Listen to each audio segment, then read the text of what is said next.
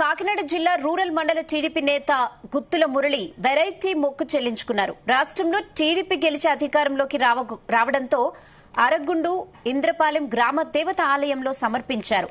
మరో అరగుండును తిరుమల శ్రీనివాసునికి సమర్పించనున్నారు. కాకినాడ రూరల్లో జనసేన అభ్యర్థి పంతం నానాజీ ఎమ్మెల్యేగా గెలవడం, కూటమి అధికారం చేపట్టడం, చంద్రబాబు ముఖ్యమంత్రి కావడంతో ఈ మొక్కులు చెల్లించుకున్నారు.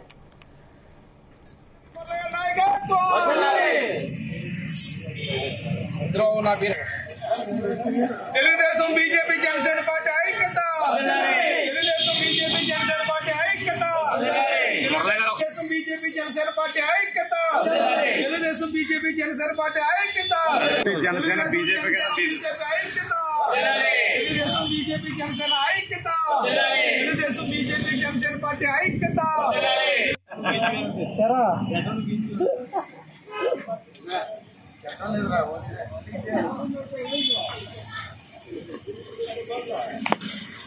మన గ్రామదాత మొక్కులు ఇచ్చిన